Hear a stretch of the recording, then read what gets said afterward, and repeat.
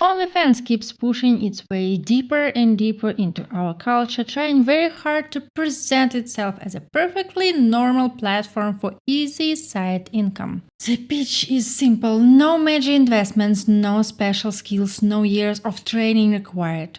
All you supposedly need is a pretty face, a good body, a little creativity, maybe a strategically chosen pose or two, and just like that, you're on the fast track to success. Customers are happy, the money is flowing, everybody wins. At least that's the fantasy being sold. And the people behind OnlyFans are selling that fantasy so aggressively that many of us are slowly starting to accept it as normal. Not because we carefully examined the reality behind it, but because we've been exposed to the message over and over and over again. And one of the places where that normalization is happening is Euphoria. Today I want to talk about season 3, but not just as a TV show.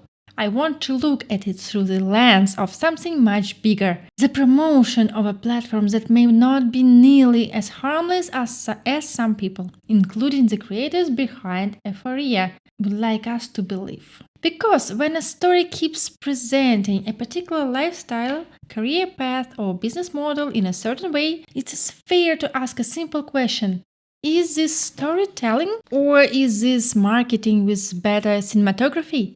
My name is Alexandra Reed. Welcome back to my channel. If you enjoy deep dives into movies, TV shows, pop culture, and the ideas hiding behind them, don't forget to subscribe and give me a thumbs up. Now grab your favorite coffee, a donut, or whatever snacks helps you survive modern media culture. Get comfortable and welcome back to the world of film, storytelling, and the messages hiding between the lines.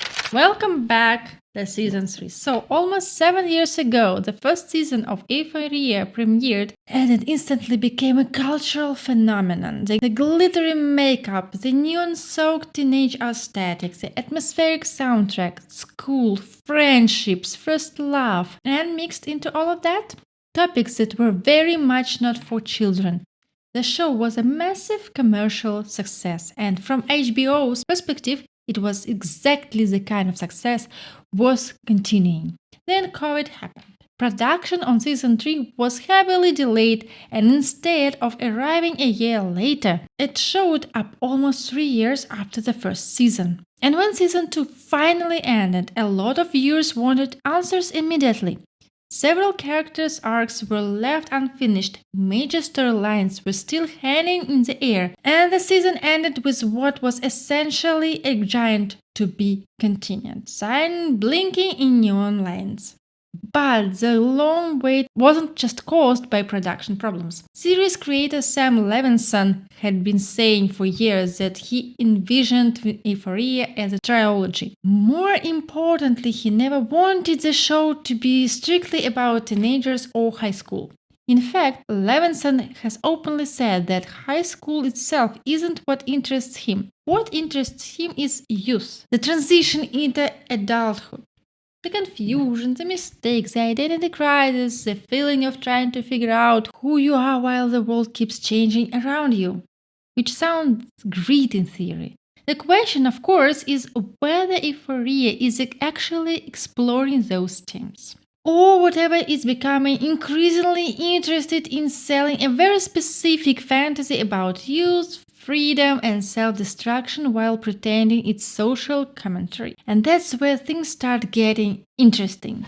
Unfortunately, the delays didn't end after season 2. Production on season 3 ended up being postponed as well. And this time for a whole list of reasons. Some of them were genuinely tragic. The Euphoria team lost actor Angus Cloud, producer Kevin Turin, and later faced the serious health issues and eventual passing of Eric Dane. On the top of that, there were shedding conflicts involving Sam Levinson and several cast members, especially Zendaya, whose career has basically exploded since the show first premiered. Then came Barbie Ferreira's departure from the series, and then the writers and actors strike. And suddenly, a project that was supposed to continue relatively quickly found itself stuck in development limbo for years. As a result, the season 3 script reportedly went through multiple rewrites before filming finally began in 2025.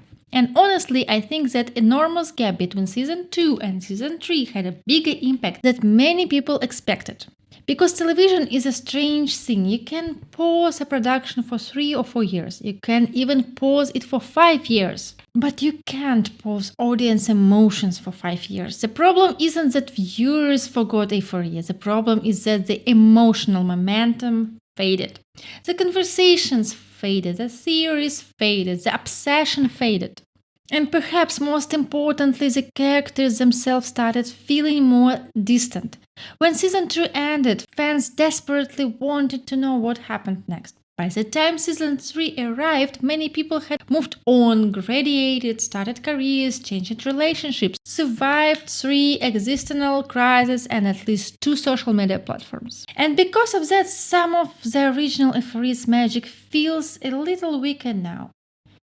That neon dream-like atmosphere, that feeling that these characters were the center of pop culture. It's still there, but it feels dimmer. Almost like we are revising a party that ended a long time ago and trying to recreate the same energy. Sometimes it works, sometimes it doesn't. And that might be the biggest challenge. Season 3 faces before the story even begins. The critical score seems to support that feeling. Season 3 currently sits at around 56 out of 100 from critics, which is a pretty significant drop compared to the show's earlier reception. Interestingly, audiences have been a bit more forgiving. The season still holds fairly strong ratings across various streaming platforms, with many viewers giving it around at 8 out of 10. But even those viewers keep repeating the same criticism. Season 3 feels less like season 3 of Euphoria and more like an entirely different show that just happens to feature the same characters. The familiar faces are there, the setting is there, the references are there. But the atmosphere that made Euphoria such a phenomenon, a lot of people feel that's gone. The neon dream space, the emotional chaos, the feeling that everything was somehow both beautiful and deeply unhealthy at the same time. That's what many viewers say they're missing. Now, regardless of whatever you love season 3 or hate it, the story is still a continuation of the characters we've known for years. The new season takes place 5 years after the events of season 2. The characters are now around 22 to 24 years old, and here's where we find them when the story begins. Rue, after getting trapped by her growing debts, is essentially forced to work as a courier for Lori. She also drives for a ride-share service on the side and somewhat unexpectedly starts looking for comfort in religion, which honestly feels like one of the most realistic character development in the entire show.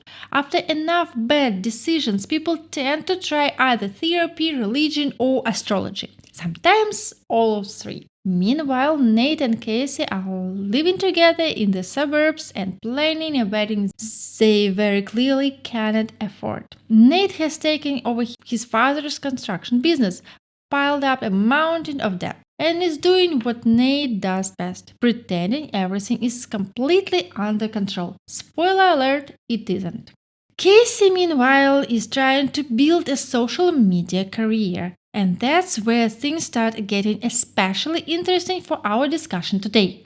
Because one of her income streams involves selling erotic content online, OnlyFans in Euphoria. And this is exactly where the conversation about Euphoria stops being just a conversation about fictional characters and starts becoming a conversation about how platforms like OnlyFans are presented, normalized, and sometimes even glamorized in modern entertainment. Which is where the show becomes a lot more complicated than it first appears. After connecting with Maddie, who now works as a celebrity talent agent, Cassie decides that if she is ever going to afford the luxury wedding of her dreams, she needs another source of income. And that's when she joins OnlyFans. Lexi ends up working as an assistant director in Hollywood. Paz gets sentenced to 30 years in prison, and Jules becomes an artist financially supported by a wealthy, married man. Now there's definitely a sense that all of these characters have gone through some version or maybe a collision with adulthood, because the problems they're facing now are no longer teenage problems. No more worrying about prom, dates, high school drama, or who texted whom at 2 in the morning. Now we're talking about debt, career failures, financial dependence, marriage, prison, power imbalances. Welcome to adulthood. The tutorial level is over. But out of all the storylines this season, the one that received the most criticism was definitely Casey's. As I mentioned, in order to fund her dream wedding, she becomes an OnlyFans creator, not without encouragement from her best friend Maddie, of course. And at first glance, the show seems to present the situation as fairly straightforward. Casey needs money, OnlyFans provides money. Bingo! Problem solved. But is it really that simple? Let's dig a little deeper, because I'd like to believe that the writers weren't trying to tell us what a woman decided to start selling erotic content online simply because she wanted a bigger flower arrangement at her wedding. That would be a pretty shallow motivation even by Euphoria standards. And remember, we're talking about a fictional story, which means every major choice is supposed to reveal something about the character, especially a character we've already spent 2 seasons getting to know. Because the core tragedy of the Howard sisters has never really been about boys' popularity or social media. The show already established the central wound years ago: their father's addiction and his abandonment of the family. And that's important, because when you look at Casey's decisions through that lens, the OnlyFans storyline started feeling less like a story about easy monies and more like a story about validation and about being seen. About turning attention into self-worth, about learning, consciously or unconsciously, that your value comes from what other people want from you, which is exactly where my biggest issue with the show's portrayal begins. Because Euphoria spends a lot of time showing us the rewards, the money, the attention, the confidence boost, the glamorous lifestyle, but it spends far less time examining what happens when your sense of value becomes tied to an audience that can disappear with a swipe of a finger. And that's a very different conversation from the one the show seems interested in having. For Casey, being liked isn't enough. Being attractive isn't enough. Having a boyfriend isn't enough. She wants something much bigger than that.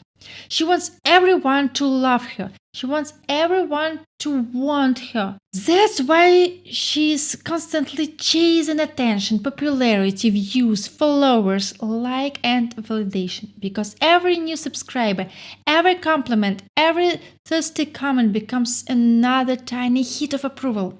Another temporary confirmation that she is valuable, that she is desirable, that she's worthy of love. And when some random guy online sends a message saying, "You're gorgeous, you're perfect, I want you," Casey doesn't just hear attraction. She hears validation. She hears the affection she spent years searching for after her father left. And that's exactly why platforms like OnlyFans can become such powerful psychological tools for people with that kind of emotional wound. Not because of the money. The money is just the sales pitch. The real product is attention. The real product is validation. The real product is the illusion that thousands of strangers can somehow fill a hole that was created by one important person years ago. And here's a really convenient part. OnlyFans also provides a perfect rationalization, a perfect shield against uncomfortable self-reflection. Because instead of asking different questions like, why do I need this attention so badly? Or why does the approval of strangers matter that much to me? You can simply say, relax, I'm just making money. It's a business. It's a side hustle. Everybody's doing it. No trauma, no emotional baggage, nothing to analyze here. Move along. But here's where things get interesting, because everything I've just described is our interpretation. That is us analyzing the character. That is us looking at Casey's history and connecting the dots. The show itself doesn't really do that work. And that's an important distinction break. Because if you watch season 3 without digging into psychology, family dynamics, attachment wounds, and abandoned issues, what you're mostly left with is a very different message. The message becomes surprisingly simple. Casey needs money, Casey joins OnlyFans, Casey gets attention, Casey gets followers, Casey gets opportunities, Casey gets closer to her dream lifestyle. And that's exactly where my criticism of the season begins. Because a deeper psychological explanation exists mostly beneath the surface. But the surface level story? The 1 millionth of viewers actually consume? That's a lot closer to an advertisement than the show probably realizes, or maybe than it wants to admit. And that's exactly my problem with the way the season handles this storyline. Because as viewers, we're basically being asked to do all the heavy lifting ourselves. We're supposed to remember everything that happened to Casey over the previous 2 seasons. We're supposed to connect the dots. We're supposed to analyze her relationships with her father, her needs for validation, her abandoned issues, her self-esteem problems, and then arrive at the conclusion that her decision is actually driven by deeper emotional wounds. But here's the thing. OnlyFans as a magic solution of deep inner problems. Was it really the writer's intention? Honestly, it's hard to tell because inside the actual season, the motivation often looks much simpler. At first, it's basically, babe, we don't have enough money for the wedding. Okay, I'll start an OnlyFans. Problem solved. Then later it becomes, husband hurt my feelings. Fine, I'll go back to OnlyFans and show him what he's missing. Again, problem solved. And that feels like the surface level version of the story. But when you're dealing with a major life decision like this, I expect a little more from a drama that wants to be taken seriously. I keep waiting for a scene where Casey actually sits down and thinks. Just one thing, one moment of genuine self-reflection, one conversation with herself.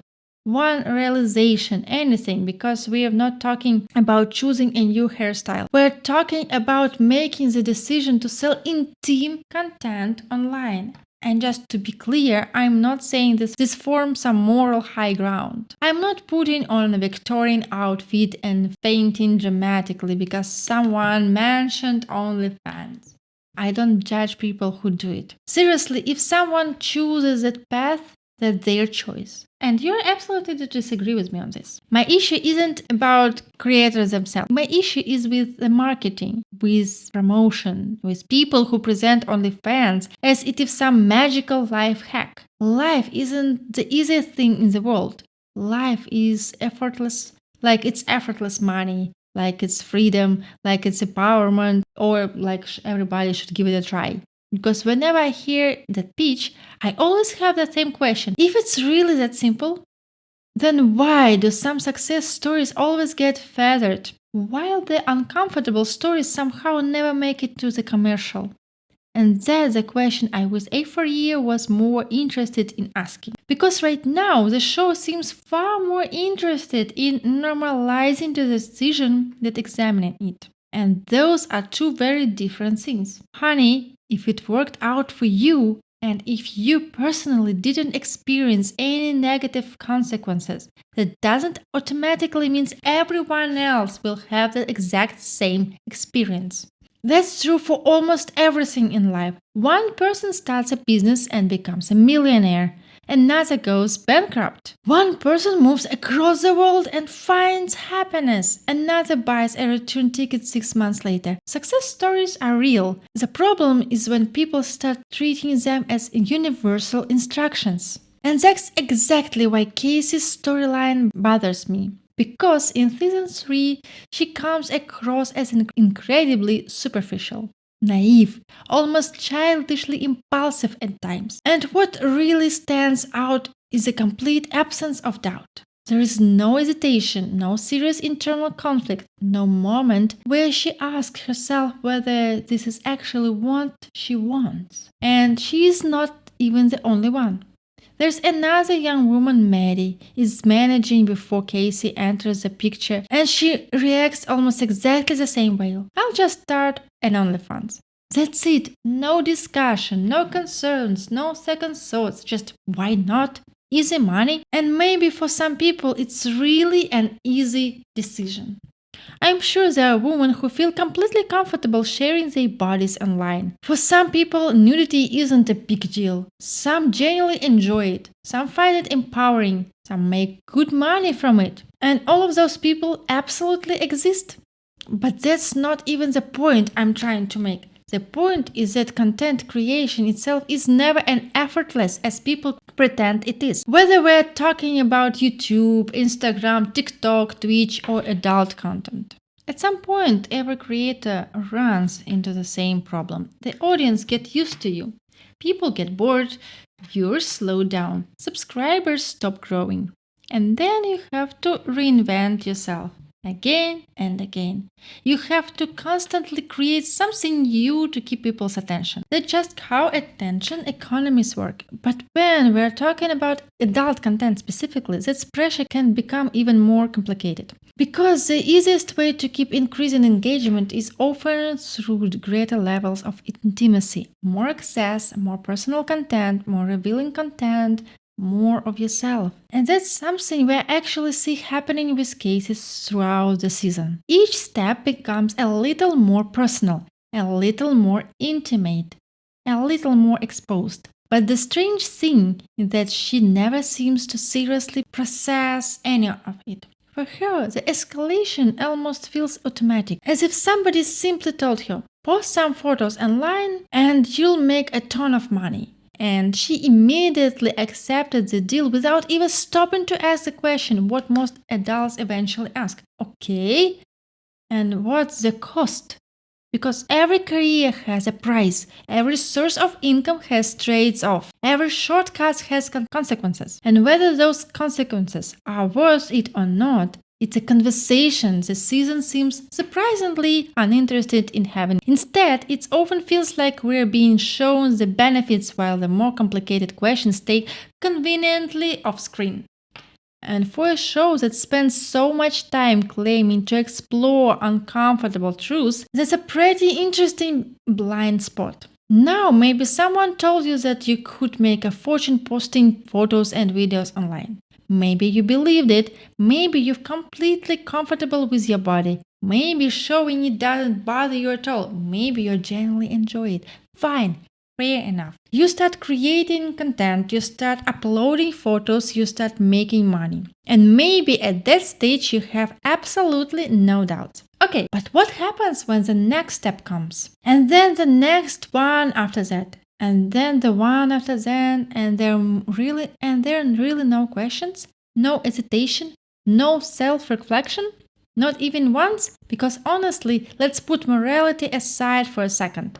Forget shame, forget judgment, forget whether somebody thinks it's right or wrong. Where is the simple human reaction? Where is the moment when someone says, God, these creepy guys are exhausting, or this industry is kind of messed up. Or, why am I spending every waking hour producing content just to keep people interested? Or even, do I actually enjoy this? Or am I just trapped in the algorithm now? None of that appears.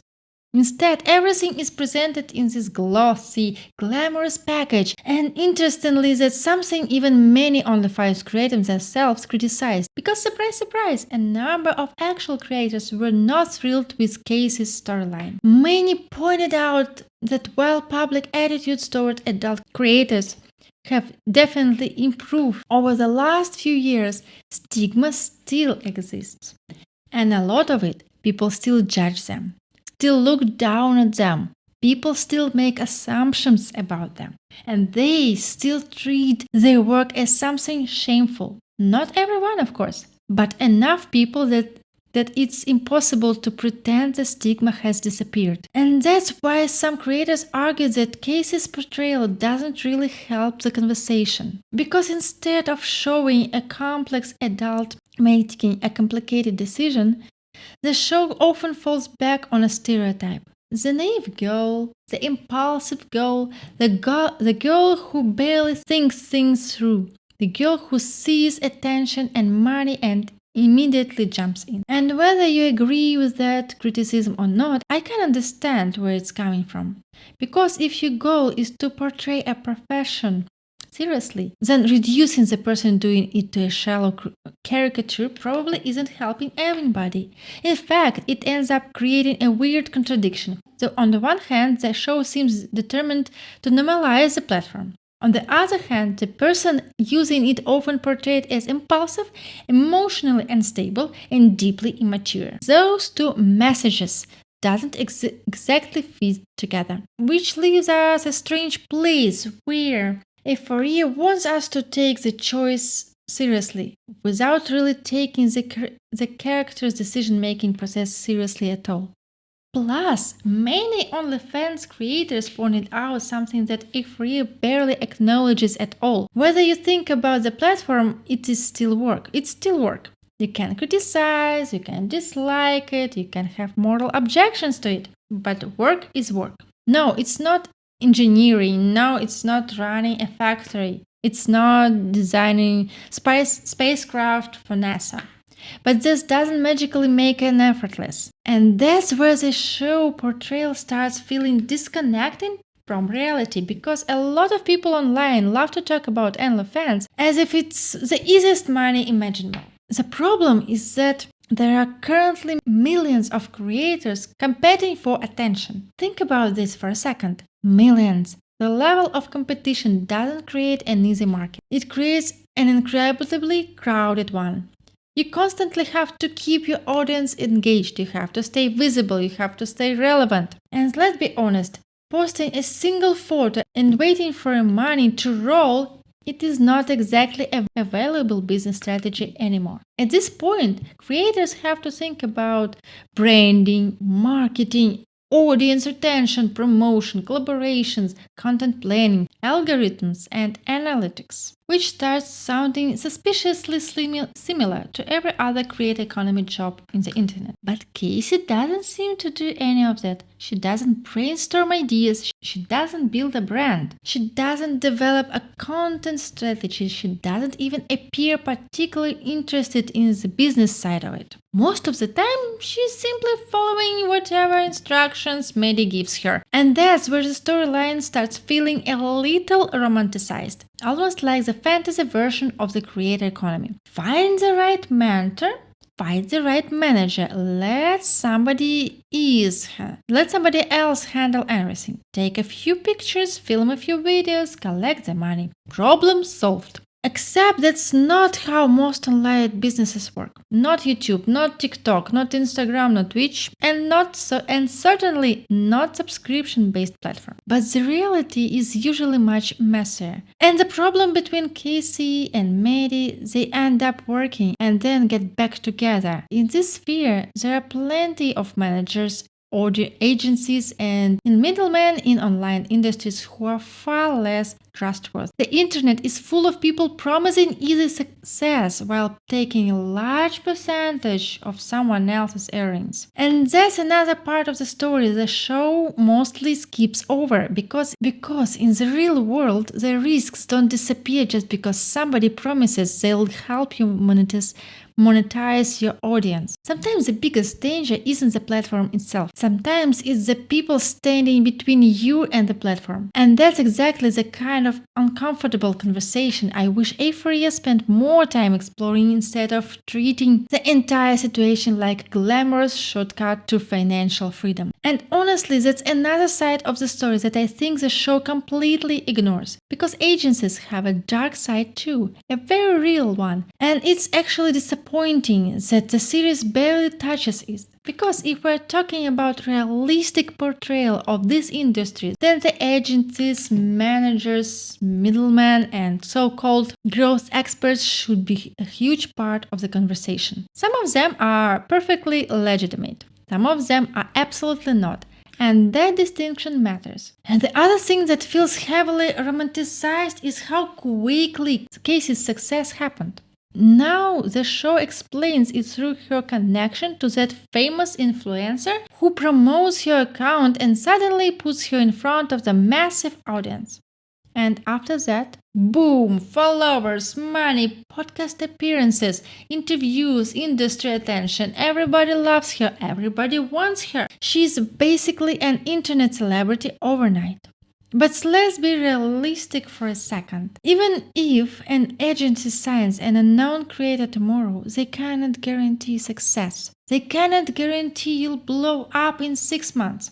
They can't guarantee you'll blow up in a year. And they certainly can't guarantee you'll become a star in a matter of weeks. Yet watching the timeline on season 3, it almost feels like a month passes and suddenly Casey becomes the hottest thing in the internet. And once again, it starts feeling less like a drama and more like a fantasy. A fantasy that goes something like this.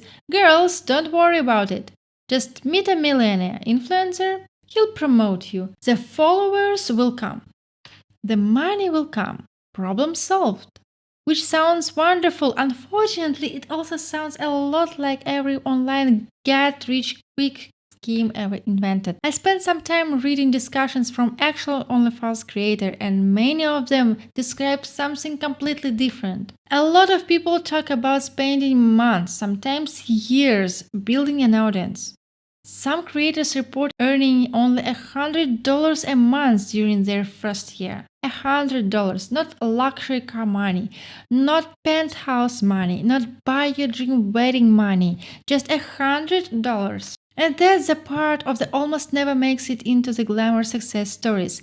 The slow growth, the uncertainty, the months when nobody cares, the months when your content gets ignored, the months when you are wondering whether all the effort is even worth it. That's not what we see with Casey. What we see is full photos, a little promotion, instant celebrity status, and if I'm being fair, there is another interpretation.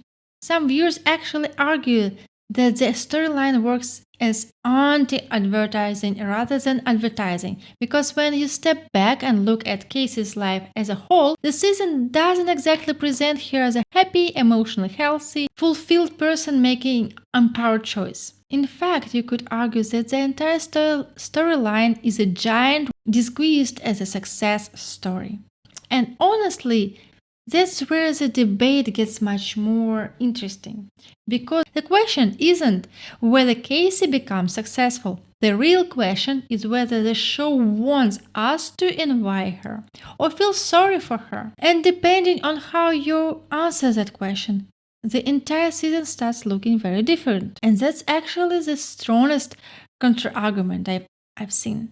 Some people say Cassie's storyline can't possibly be promoting OnlyFans because Euphoria has always been a show about consequences. After all, the series has never exactly portrayed self-destructive behavior as healthy or aspirational. And honestly, I understand that argument. Because if you ask me, watching the first 2 seasons often felt physically uncomfortable. Not in a bad way necessarily, but in a very deliberate way. The drugs, the addiction, the manipulation, the violence, the emotional train wrecks. The show constantly makes you feel like something was deeply wrong.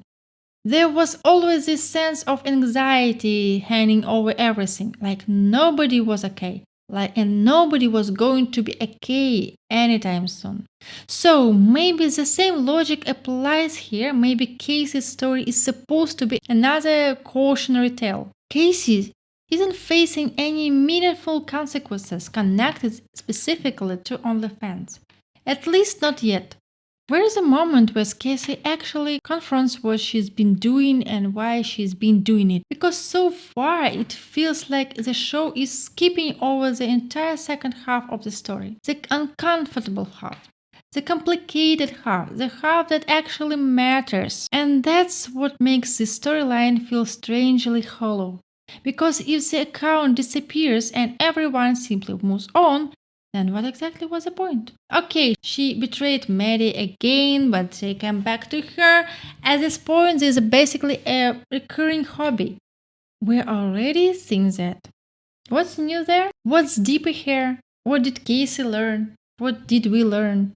And that's where I keep getting stuck. Because in the first two seasons, Casey always felt tragic to me. Not evil, not manipulative, not some mastermind plotting her next disaster. Tragic. She was someone desperately searching for love in all the wrong places. Someone constantly confusing attention with affection.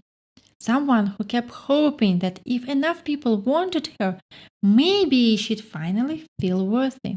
And that's a fascinating character, but season 3 often reduces that complexity to a series of impulsive decisions without showing us what's happening underneath, which is frustrating because the deeper version of the story is actually sitting right there. The show just doesn't seem particularly interested in exploring it. And that's why for me the issue isn't whether Casey joins OnlyFans. The issue is that the series spends more time showing the decisions than examining the psychologically behind it. And for a show that built its reputation on psychological death, that's a surprisingly shallow choice. And that's really where my personal interpretation comes in, because when I watched Casey in the first two seasons, I never saw her as simply shallow. Sure, she was impulsive. Sure, she made terrible decisions.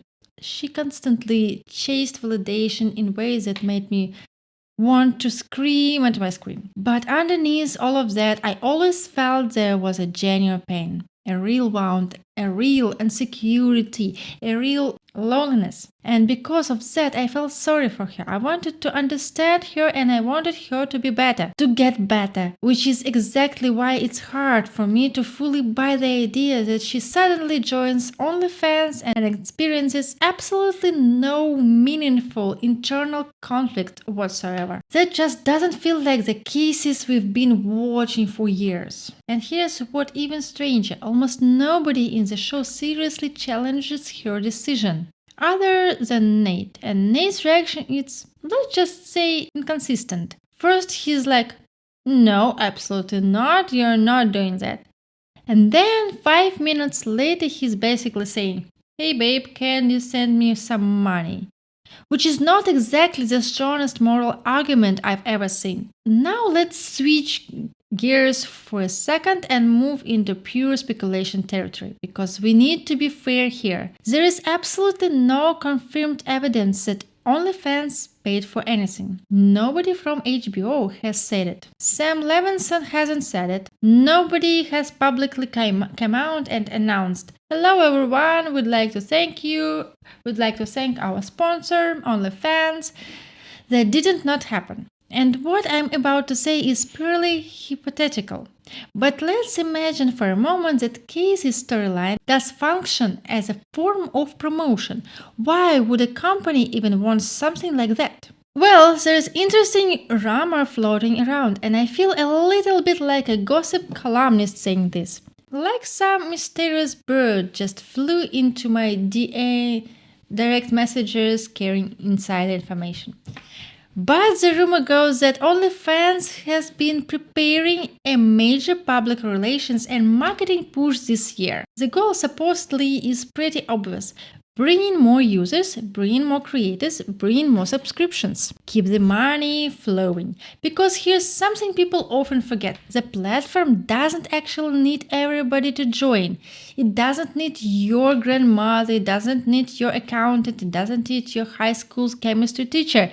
It just needs enough people to stop seeing it as strange. That's how normalization works. It just needs enough people to stop seeing it as strange. That's how normalization works. You don't convince everyone, you convince enough people that the idea stops feeling unusual. And once something feels normal, people stop questioning it. Now, again, I'm saying Euphoria is secretly an OnlyFans commercial. No, that's a much stronger claim that the evidence supports. What I'm saying is that if a company wanted its business model to look more mainstream, more ordinary, and more socially acceptable, then having one of the biggest TV shows in the world present it in the world as just another career choice certainly wouldn't hurt. Whether that's intention or not, it's a completely different question. And honestly, that's probably the more interesting question. For example, in 2026, the owner of OnlyFans passed away after a battle with cancer. He had already transferred control of the company back in 2024, and one theory floating around online is that the new leadership became much more aggressive about expanding the platform and attracting new users. Now, to be clear, this is speculation, but it's interesting timing because Euphoria isn't the only major show this year featuring an OnlyFans storyline. There's also Margot's Got Money Trouble, where a young single mother joins OnlyFans to make quick money, quickly gains attention thanks to a celebrity connection, and suddenly finds herself becoming successful. And that show received many of the exact same criticism. People accused it of romanticizing the platform. People accused it of turning a complicated industry into fantasy. People accused it of selling the dream rather than examining this reality. Sounds familiar? Now, Sam Levinson actually responded to some of this criticism. He argued that Cassie's OnlyFans storyline wasn't designed to glamorize anything. According to Levinson, the point was to create a layer of absurdity, something uncomfortable, something that would pull viewers out of the comfort zone and show just how far Cassie was willing to go in pursuit of validation and a version of success that may not even be real. And honestly, that's a fair argument. Where the execution succeeds is a different question, but I can at least see what he's aiming for. Now here's where things get even more interesting because it's very tempting to look at this storyline and immediately jump to a familiar criticism. Here we go again, another story where a woman measures her worth through sexual attentions. Another story where the female character's value becomes tied to her body. Another story where sexualization is presented as empowerment. Except there's one complication. Sydney Sweeney herself has said that she actively pushed for Cassie to become even more chaotic this season. In interviews, Sydney explained that before the scripts were finalized, she actually called Sam Levinson and encouraged him to make Cassie crazier, more reckless, more extreme, and more willing to cross lines. In other words, this wasn't a situation where the actress was fighting against the direction of the character. Quite the opposite. She apparently loved it. Levinson himself later said that when he pitched some of these ideas, Sweeney was basically willing to go whatever the story looked Casey. And honestly, watching behind the scenes interview, you get the impression that Sweeney has a very unusual relationship with this character. She has repeatedly talked about feeling emotionally connected to Casey.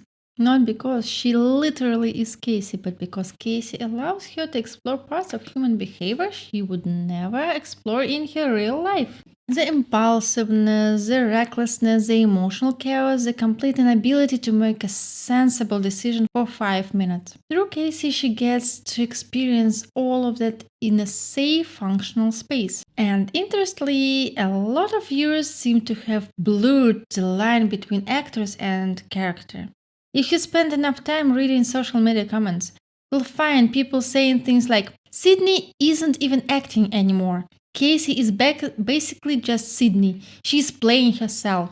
Which is honestly one of the strangest compliments audience give actors. Because usually the better an actor performs, the more people forget there's acting involved at all. And in Sydney Sweeney's case, it sometimes feels like viewers have become so convinced by the performance that they started treating the character and the actors as the same person. Which ironically is exactly the kind of confusion about the image, identity, and public perception that Euphoria has always been trying to explore in that first place. Now, Sydney Sweeney's reputation in America is, let's say, complicated. She is one of those celebrities who seems to split the audience almost perfectly down the middle. Some people absolutely love her, others can't stand her, and the discussion around her has become almost as dramatic as the discussion around Euphoria itself. For example, Zendaya and Sydney reportedly did not participate in much of the Season 3 promotion together. They appeared separately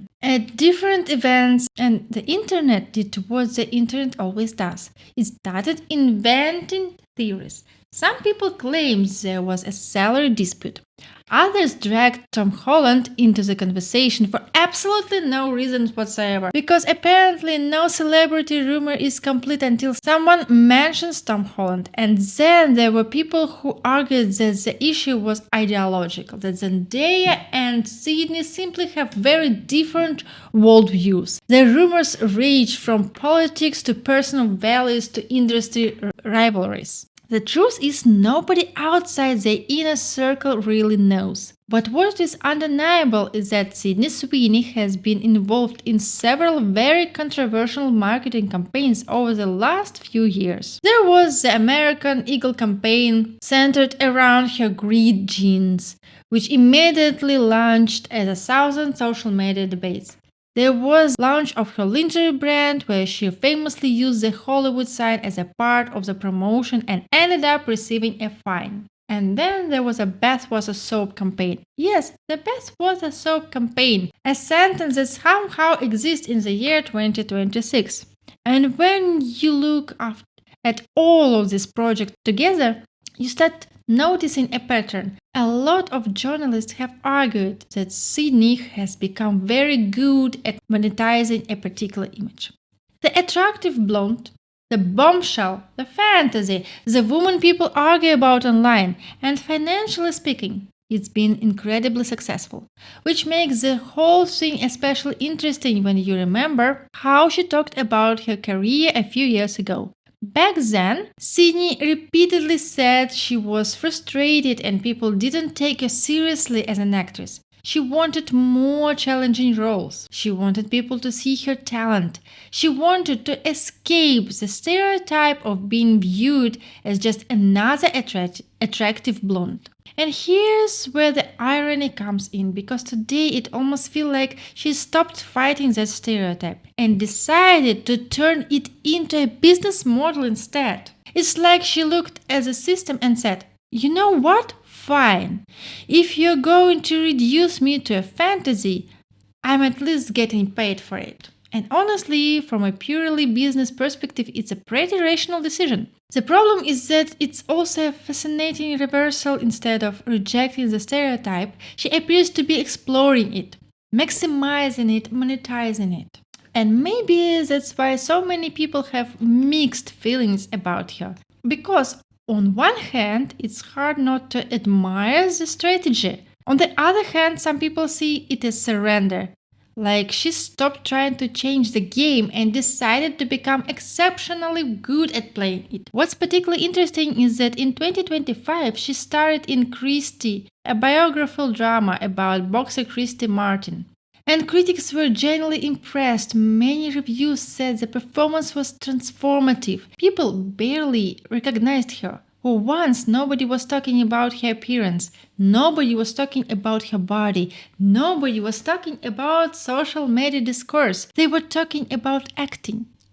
Which proves something important. Sydney absolutely can do serious dramatic work. She can disappear into a character. She can carry emotional complex material. She can be much more than the image she is famous for. And that's why the whole situation feels so fascinating. Because she is clearly capable of being both things.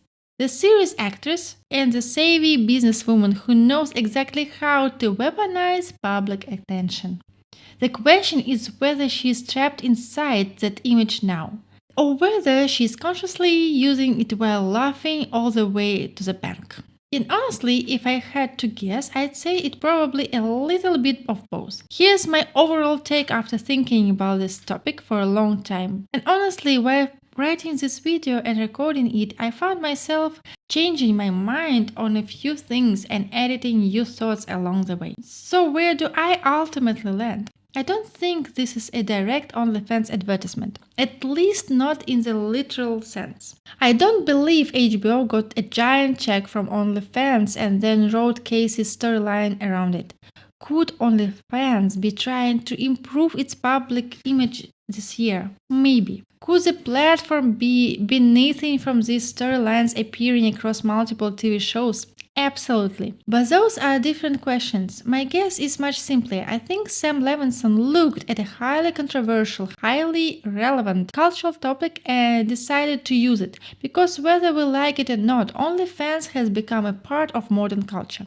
Celebrities joined it, influencers talk about it, news outlets write about it. People argue about it constantly. And from a storytelling perspective, it's exactly the kind of topic a show like Euphoria would naturally want to explore. So I think Levinson looked at the conversation and asked, what would happen if Casey became part of it? That's probably the beginning and the end of the idea. Now I still have some hope that the storyline will eventually evolve into something deeper. Maybe there will be consequences, maybe there will be self-reflection, but no. As far as I know, it ended up with no reflection, no emotional payoff, but I would actually be happy it did. I wish OnlyFans had been treated more seriously. That's really what this comes down. Not more negatively, not more positively, just more seriously, because right now I don't feel the other side of the story. And that's what bothers me. The portrayal feels heavily weighted towards the glamorous side, the fast money side, the success story side, the attention and validation side. And maybe you'll disagree with me. That's completely fair, and I've seen plenty of viewers who interpret the season very differently. But personally, I keep noticing what's missing. I don't see a meaningful counter-argument inside the story itself. I don't see Casey serious wrestling with a decision. I don't see much self-reflection. I don't see anyone close to her challenging her in a meaningful way. I don't see the emotional cost. I don't see the trade-off. And I don't see the darker side being explored with the same enthusiasm as the glamorous side. Instead, OnlyFans often comes across as a fun platform where you can quickly make money, gain followers, gain attention, and move on with your life without much emotional impact. And the question is that actually true? I'm not an OnlyFans creator, so I'm not going to pretend I know every aspect of this world. But after reading discussions from people who have actually worked on the platform, one thing became very clear. The reality seems a lot more complicated than what we're seeing on the screen. A lot more complicated. And that's why I feel the show had spent much more time exploring both sides. Because we're not talking about becoming a software engineer. We're not talking about becoming a graphic designer. We're talking about selling intimate content online in a market that currently contains millions of competing creators. And whether you support that industry, criticize it, or feel completely neutral about it, that's a reality worth examining honestly. Not because the topic is controversial, but because good storytelling is usually at its best when it refuses to look away from uncomfortable questions. And in my opinion, that's exactly what a career should have done here. But what do you think? Do you see Casey's storyline as a critique of OnlyFans or a romanticized portrayal of it? Or something in between? Let me know in the comment section below. If you enjoyed this video, don't forget to give me a thumbs up, subscribe, and share your thoughts in the comment section. And I'll see you in the next video. Bye!